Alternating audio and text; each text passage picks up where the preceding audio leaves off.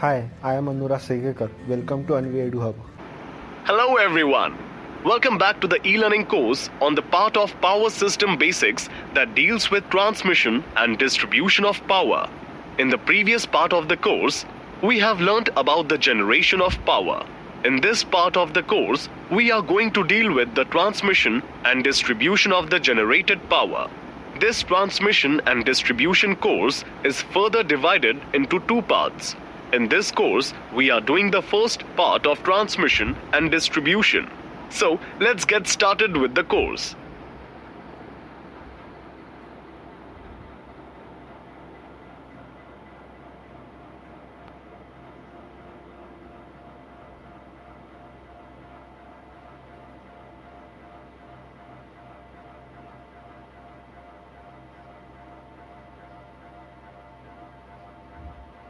Have a look at the course objectives. By the end of this course, you will be able to list various advantages of DC and AC transmission system. Explain about types of bus bar configurations. Explain about role and features of transmission line. List various transmission tower types and designs. Explain about constants of overhead transmission line. Define transmission efficiency. Define transmission line voltage regulation. Define sag in overhead conductors. List two ways of transmission of electrical power.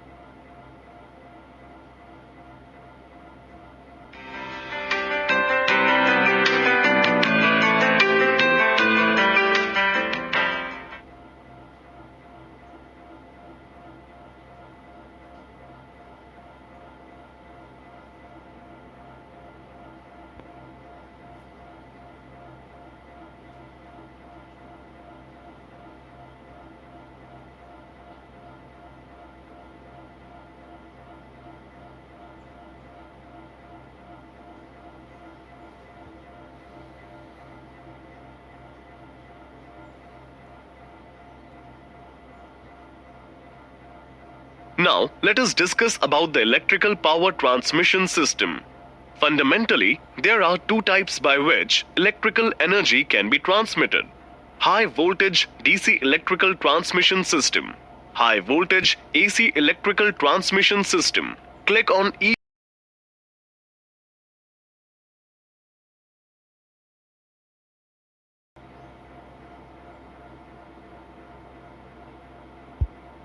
The first one is high voltage DC electrical transmission system.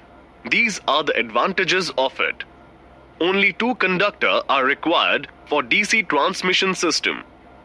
It is further possible to use only one conductor of DC transmission system if earth is utilized as return part of the system.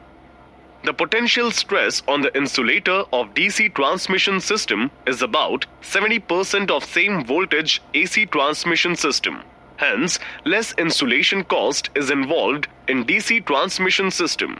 Inductance, capacitance, phase displacement, and surge problems can be eliminated in DC system.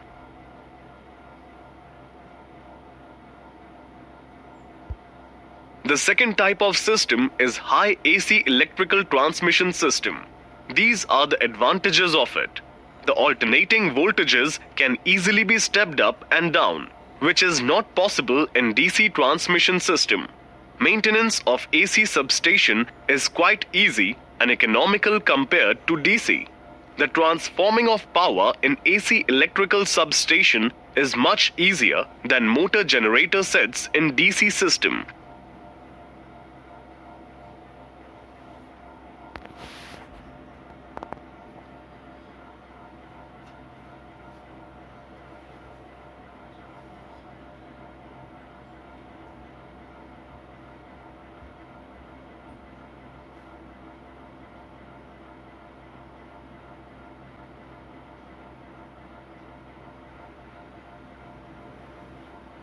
This table gives you the information about types of power transmission system used based on voltage levels. Have a look at the table.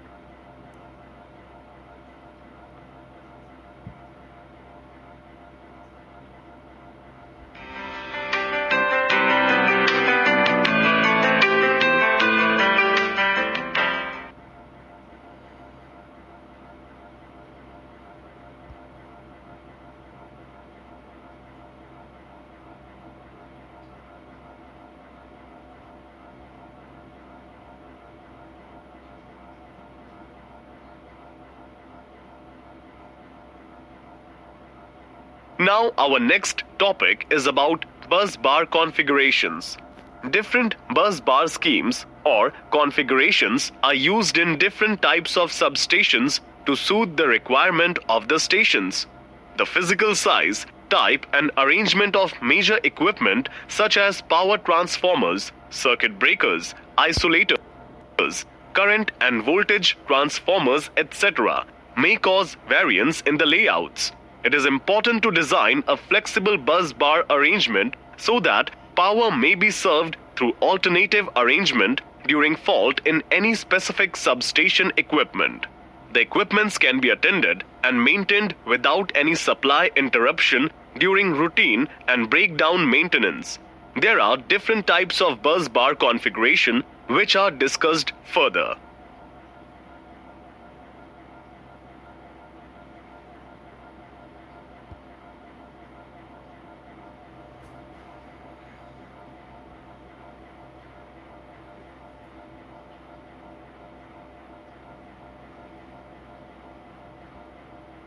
First type of bus bar configuration is single bus bar configuration. A single bus bar configuration consists of one main bus that is energized at all times and to which all circuits are connected. This is the simplest arrangement and provides least amount of system reliability. These bus configurations are used in small distribution substations where reliability of service may be compromised. Click on each tab to learn more. Its advantages are lowest cost, small land area required, relatively simple for the application of protective relaying. Its disadvantages are single bus arrangement has the lowest reliability. Failure of a circuit breaker or a bus fault causes loss of the entire substation. Maintenance of one circuit necessitates de-energizing or protection of the other connected circuits to the bus.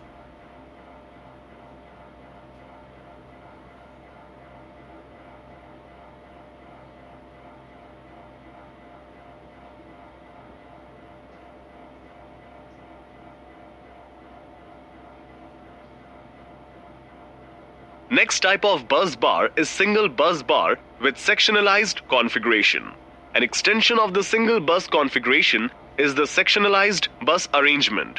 This arrangement is basically two or more single bus schemes and each tied together with bus sectionalized breakers.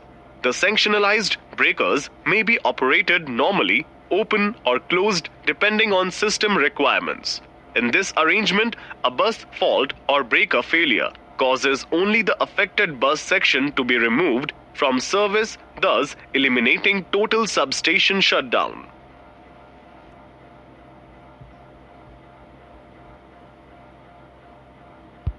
It has the following advantages: higher reliability than single bus scheme, isolation of bus sections for maintenance, Loss of only a part of the substation for a breaker failure or a bus fault. Disadvantages are: a sanctionalized bus arrangement has an extra circuit breaker leading to increased cost of this system. Additional circuit breakers are required for sanctionalizing.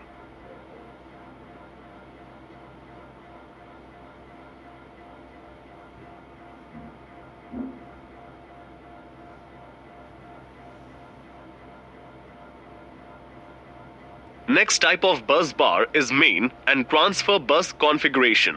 The main and transfer bus configuration consists of two independent buses, one of which the main bus, which is normally energized. Under normal operating conditions, all incoming and outgoing circuits are fed from the main bus through their associated circuit breakers and bay equipments. If it becomes necessary to remove a circuit breaker from service for maintenance or repair, the integrity of the circuit operation can be maintained through use of the bus tie bay as shown in the figure, thus ensuring reliability of service.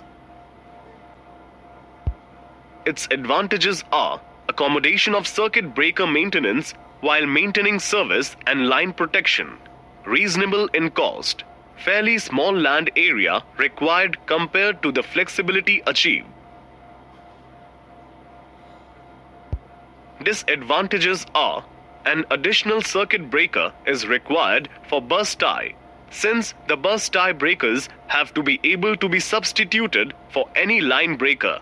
Its associated relaying may be somewhat complicated.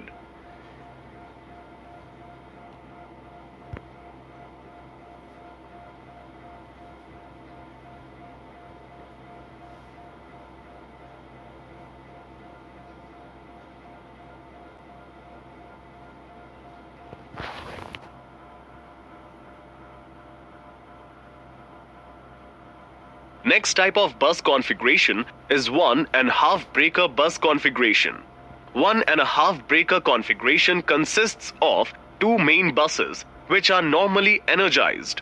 The two buses are electrically connected with three circuit breakers, with a circuit coming out between each two breakers. In this arrangement, as three circuit breakers are used for two independent circuits, hence there are 1.5 circuit breakers per circuit. In this arrangement, better reliability and flexibility is attained during operation and maintenance. Faults on either of the bus do not cause any interruption.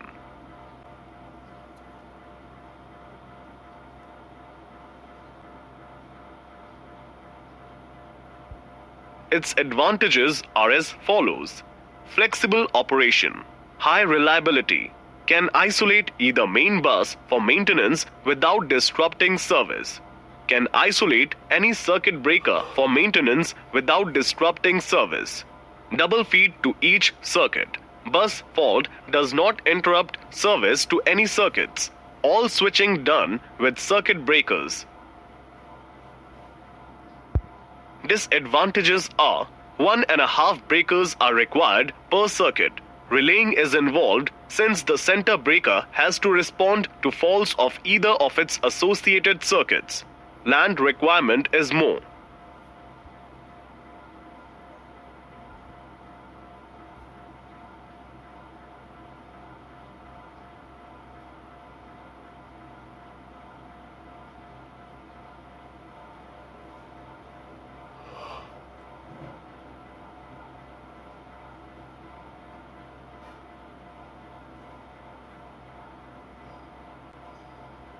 Next type of bus configuration is double bus configuration. The double breaker double bus configuration consists of two main buses energized, and the buses are electrically connected with two circuit breakers with one outgoing circuit between the two breakers.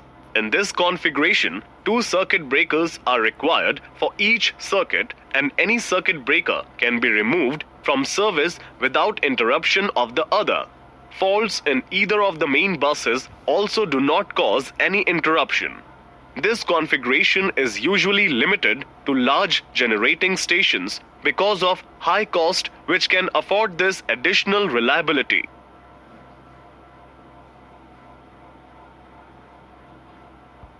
Its advantages are flexible operation, very high reliability, isolation of either main bus for maintenance without disrupting service, isolation of any circuit breaker for maintenance without disrupting service, double feed to each circuit, no interruption of service to any circuits from bus fault, all switching with circuit breakers.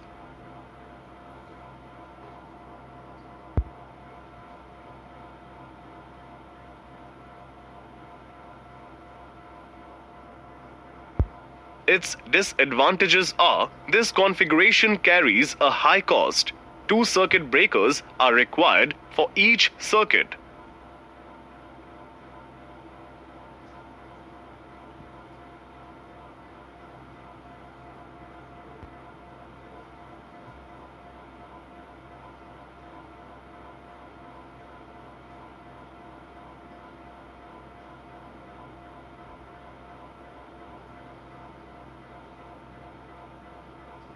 Next type of bus configuration is double bus bar with bypass isolator scheme. It is a combination of double bus and main and transfer bus schemes.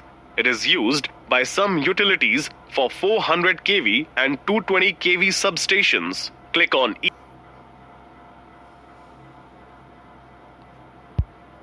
Its advantages are most flexible in operation, simple operation, highly reliable. Either main bus can be taken out of service for maintenance.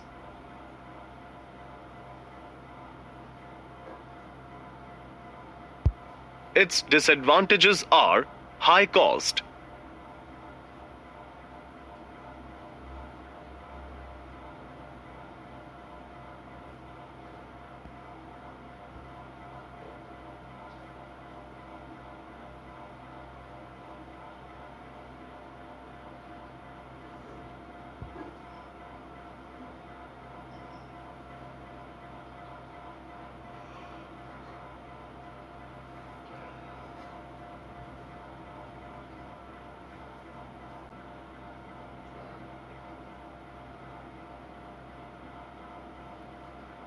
Next type of bus configuration is mesh ring scheme. It is used by very large power stations having large number of incoming and outgoing lines.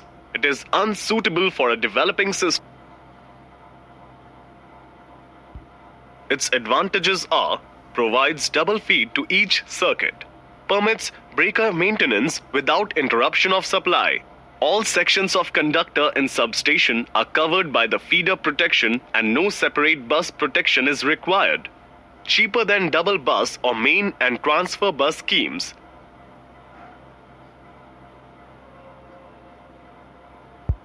Its disadvantages are protection is complex.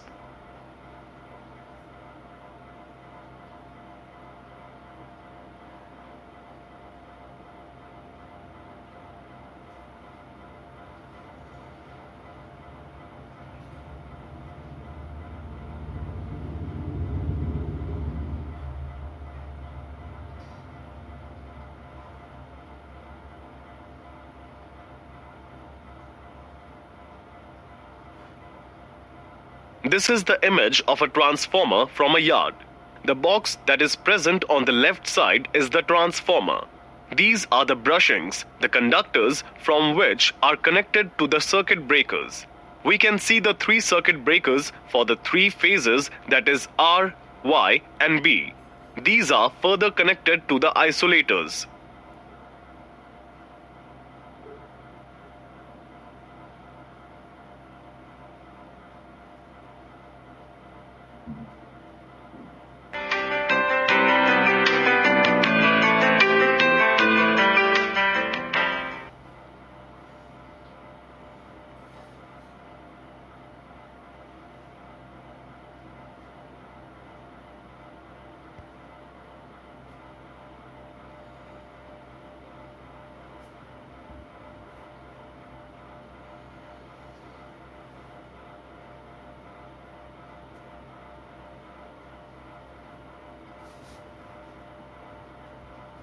Next topic that we're discussing about is transmission line. Transmission line is the long conductor with special design bundled to carry bulk amount of generated power at very high voltage from one station to another as per variation of the voltage level.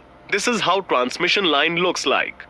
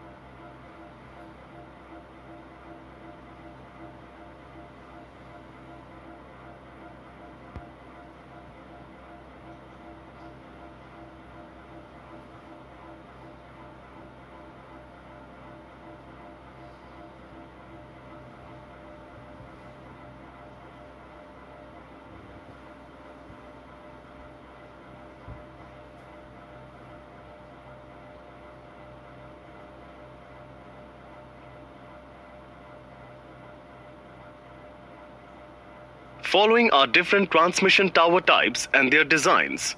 115 kV wood H frame, average height 65 inches, average span 750 feet. 115 kV improved appearance double circuit, average height 70 inches to 90 inches, average span 350 to 900 feet. 115 kV steel lattice, average height 75 inches, average span 1150 feet. 230 kV wood edge frame, average height 70 inches, average span 750 feet. 230 kV steel lattice, average height 85 inches, average span 1150 feet. 230 kV steel lattice double circuit, average height 120 inches, average span 1150 feet. 230 kV improved appearance, average height 110 inches, average span 900 feet. 230 kV improved appearance double circuit, average height 115 inches, average span 900 feet. 500 kV lattice, average height 135 inches, average span 1150 feet. 500 kV lattice, average height 125 inches, average span 1150 feet. 500 kV steel lattice double circuit, average height 170 inches, average span 1150 feet. 500 kV improved appearance double circuit, average height 170 inches, average span 1150 feet.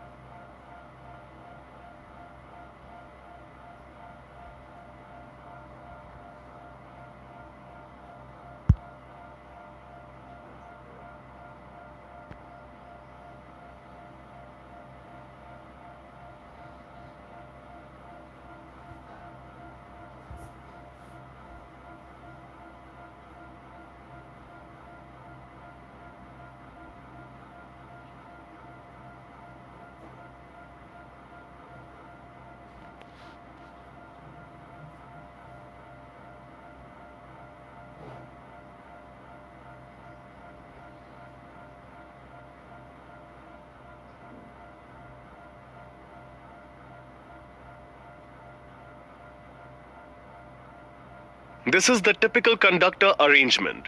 This is the shield wire or earth wire.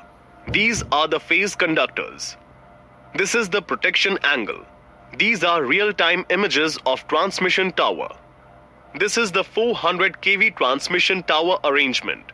This is the sketch of it, and this is the real-time image. This is the 765 kV transmission tower arrangement. This is the sketch of it, and this is the real-time image. This is the 1200 kV transmission tower arrangement. This is the sketch of it, and this is the real-time image.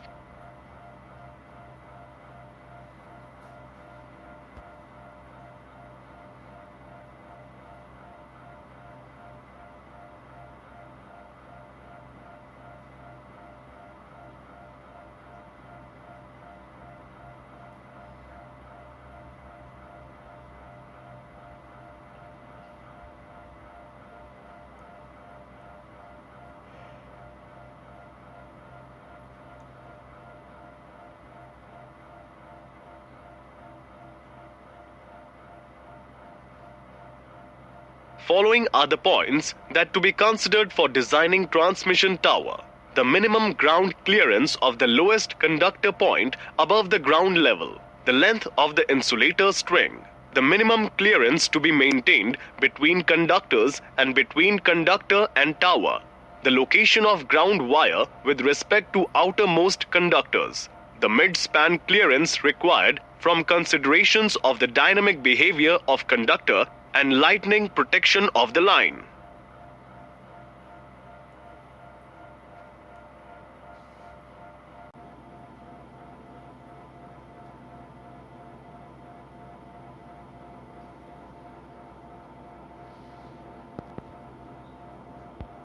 Transmission line has resistance, inductance and capacitance uniformly distributed along the whole length of the line.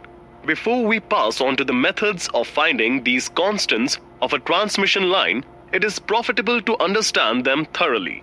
It is the opposition of the line conductors to current flow. The resistance is distributed uniformly along the whole length of the line as shown in figure 1. However, the performance of a transmission line can be analyzed conveniently if distributed resistance is considered as lumped as shown in figure 2. This is equation for resistance.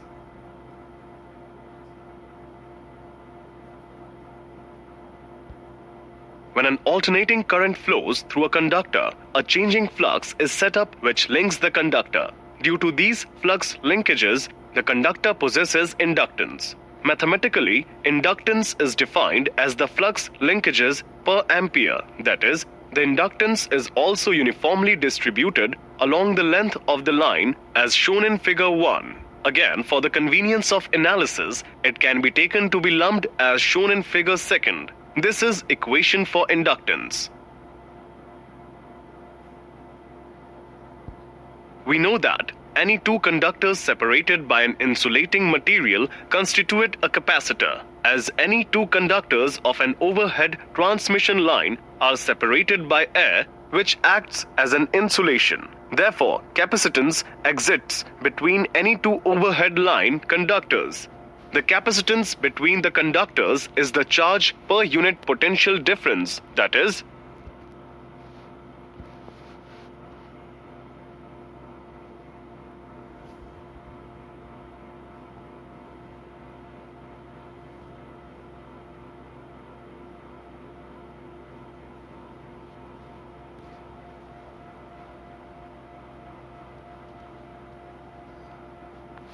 the table shown above gives indicative values of inductance and capacitance per unit length corresponding to a given voltage level of transmission line. It also shows the S impedance, surge impedance, SIL, megawatt, surge impedance limited, and TH limit megawatt threshold limit for a given transmission line voltage.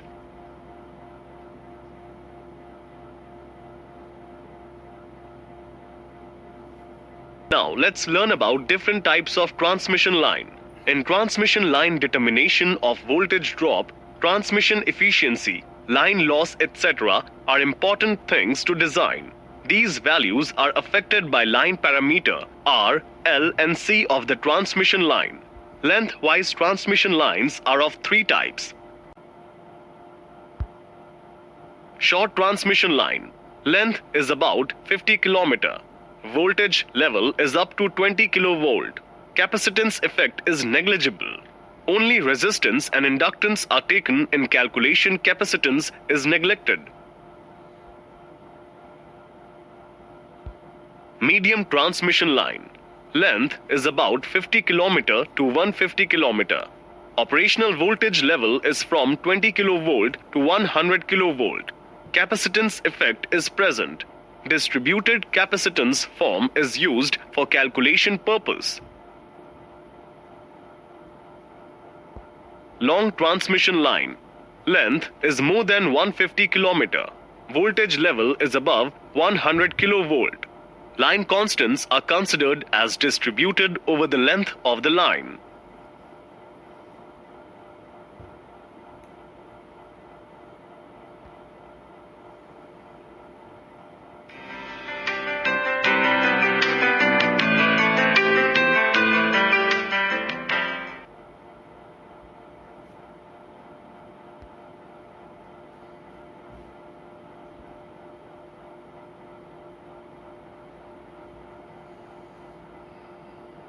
Transmission efficiency is defined as the ratio of receiving end power PR to the sending end power PS, and it is expressed in percentage value. It is given by the formula cos theta S is the sending end power factor, cos theta R is the receiving end power factor, Vs is the sending end voltage per phase, Vr is the receiving end voltage per phase.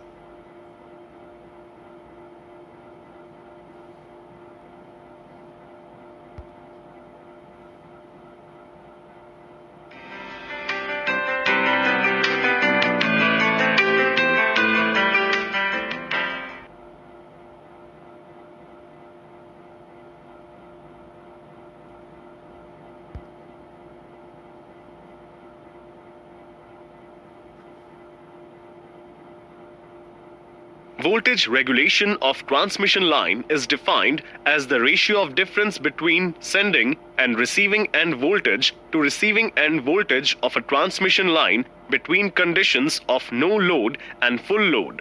It is also expressed in percentage, where Vs is the sending end voltage per phase and Vr is the receiving end voltage per phase. XL is the reactance per phase. R is the resistance per phase. Cos theta R is the receiving end power factor. Effect of load power factor on regulation of transmission line for lagging load, for leading load.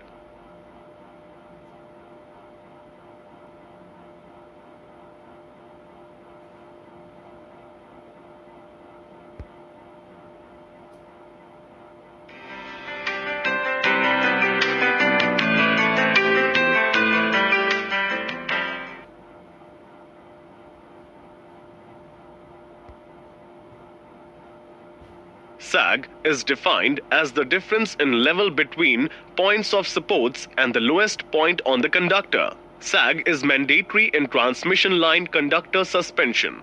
If the conductor is stretched fully during installation, wind exerts pressure on the conductor. Hence, conductor gets chance to be broken or detached from its end support. Thus, sag is allowed to have during conductor suspension.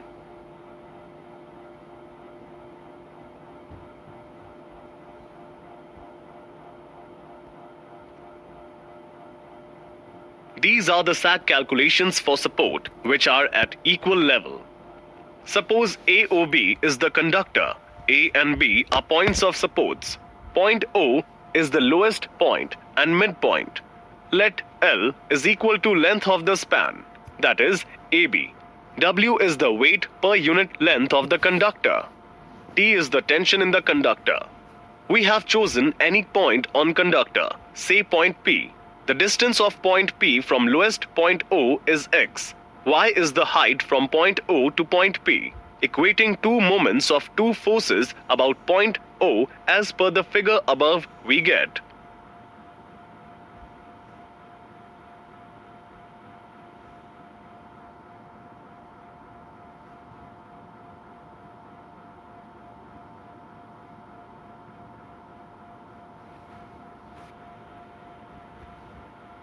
These are the sag calculations for support which are at unequal level. So having calculated the value of x1 and x2, we can easily find out the value of sag S1 and sag S2. So having calculated the value of x1 and x2, we can easily find out the value of sag S1 and sag S2. The above formula are used to calculate sag when the conductor is in still air and ambient temperature is normal. Hence, the weight of the conductor is its own weight.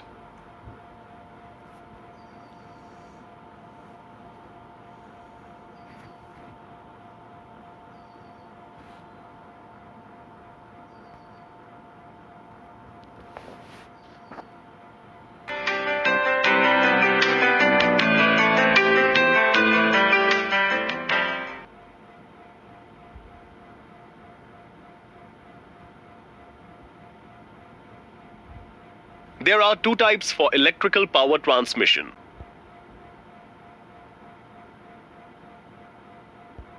Overhead transmission. Bare conductors hanging from the supports. Porcelain insulators to insulate the conductor from the support. Less costly. Prone to occurrences of faults. Less time required for repairs.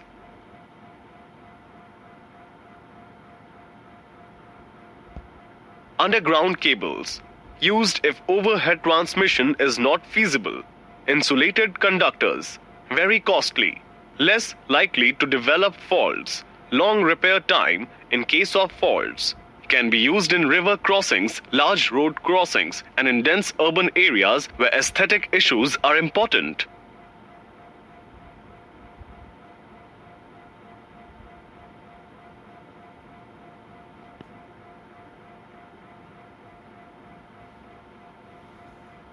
Besides economics, there are some technical reasons for unpopularity of underground cables.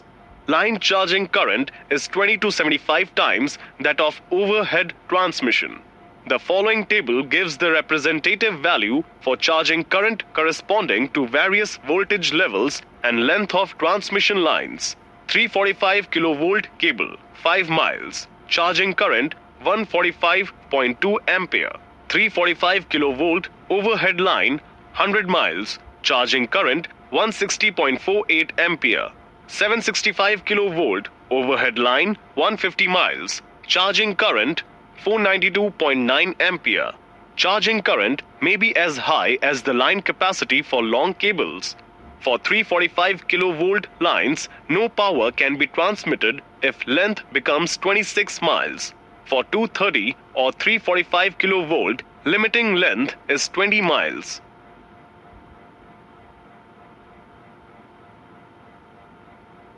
Following are the properties of overhead conductor. Conductor is a physical medium to carry electrical energy from one place to other. Corona is ionization of air due to higher voltage, usually voltage above critical voltage, which causes violet light around the conductor and hissing sound. It also produces ozone gas, therefore it is undesirable condition. The choice of conductor depends on the cost and efficiency. An ideal conductor has following features. It has maximum electrical conductivity.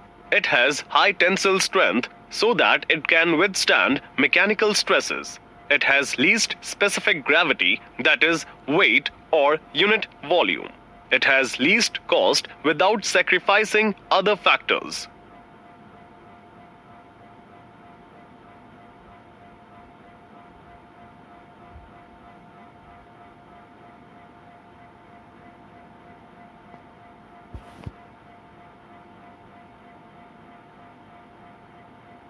There are different types of overhead conductors. IACS, International Annealed Copper Strand. It is 100% pure conductor and it is standard for reference. AAC, All Aluminium Conductor. It has lesser strength and more sag per span length than any other category. Therefore, it is used for lesser span, that is, it is applicable at distribution level.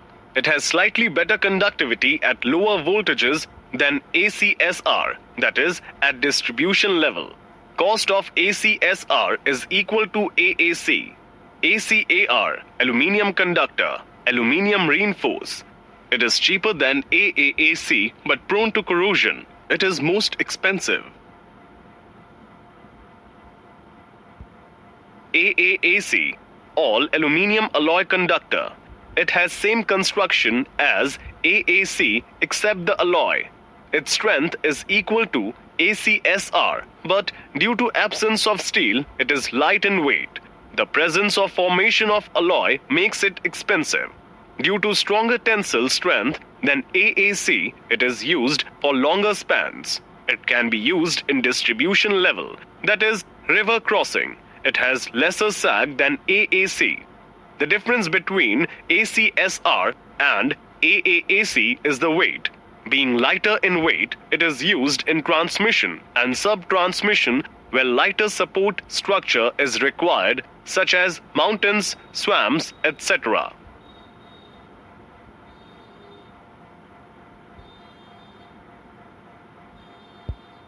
ACSR, aluminium conductor steel reinforced. It is used for longer spans, keeping sag minimum. It may consist of 7 or 19 strands of steel surrounding by aluminium strands concentrically. The number of strands are shown by X, Y, Z, where X is the number of aluminium strands, Y is number of steel strands, Z is diameter of each strand. Strands provide flexibility, prevent breakage, and minimize skin effect. The number of strands depends on the application. They may be 7, 19, 37, 61, 91 or more. If the aluminium and steel strands are separated by a filler such as paper, then this kind of ACSR is used in EHV lines and called expanded ACSR. Expanded ACSR has larger diameter and hence lower corona losses.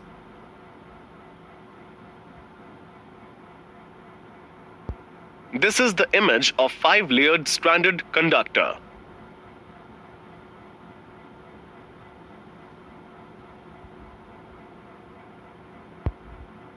Bundle conductor. For extra high voltage lines above 220 kV, more than one conductor are used in each phase. Such bundle of conductors 2, 3, 4, 5, 6 per phase helps in reducing the potential gradient at the conductor surface.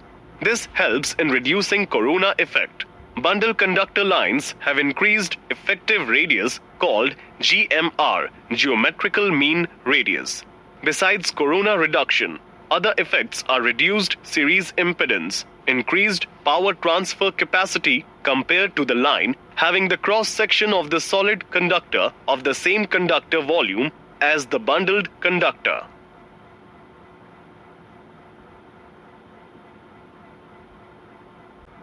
We have come to the end of this module on power system basics, which covered the leading part of transmission and distribution. Here is a quick recap of the key points discussed in this module. In this module, we have learned advantages of types of transmission system, bus bar configuration and its types, transmission lines and their role and features, various types and designs of transmission tower, constants of overhead transmission line, transmission efficiency and its equation, transmission line voltage and its equation, sag in overhead conductors, 2 ways of transmission of electrical power. Thank you for your time. Hope you...